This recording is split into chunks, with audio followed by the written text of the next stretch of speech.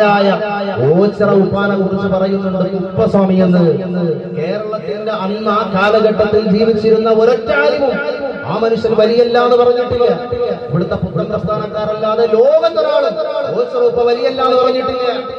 പഴയകാല സമസ്തയുടെ ആയാലും ഏത് പ്രസ്ഥാനത്തിന്റെ ആയും ആലിമീങ്ങൾ ഓച്ചിറ ഉപ്പ വലിയാണ്, അദ്ദേഹത്തിന് മസ്ത് ബാധിച്ചതാണ്, അദ്ദേഹം മസ്താനായ ഒരു വലിയാണ്, സൂക്ഷിച്ച് നിങ്ങൾ പദം പ്രയോഗിക്കാവൂ എന്ന് പറഞ്ഞിട്ടും എന്റെ പ്രിയപ്പെട്ടവരെ ഇന്നും കുപ്പസ്വാമി എന്ന് പറഞ്ഞിട്ട് ട്രോളുന്ന ആളുകളുണ്ട്. എന്തുകൊണ്ട് കുപ്പസ്വാമിയായി? ശരീരത്ത് കുറച്ച് ചെളി പുരണ്ടതിന്റെ പേരിൽ, ശരീരത്ത് പൊടി പിടിച്ചതിന്റെ പേരിൽ, ശരീരത്ത് കുറെ അഴുക്ക് പുരണ്ടതിന്റെ പേരിൽ അവർ കുളിച്ചത് ഞങ്ങളാരും കണ്ടില്ല, അതുകൊണ്ട് അവർ കുപ്പസ്വാമിയായി. അതാ സ്വഹീഹ് മുസ്ലിം ഉദ്ധരിക്കുന്ന ഹദീസല്ലേ, അല്ലാഹുവിന്റെ റസൂൽ സല്ലല്ലാഹു അലൈഹി വസല്ലം തങ്ങൾ പറയുകയാണ്, റുബ്ബ അശ്അസ വ അഗ്ബറ.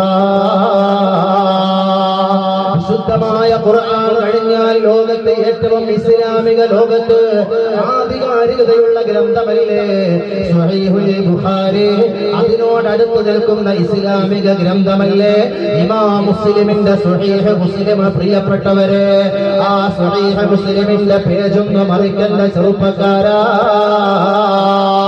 റുബ്ബ അശ്അസ വ അഗ്ബറ,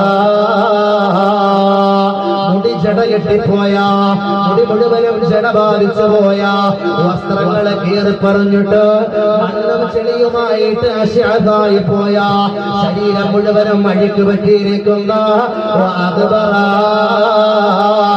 ശരീരം മുഴുവനും പൊടി നിറഞ്ഞിരിക്കുന്ന കുറെ ആളുകള്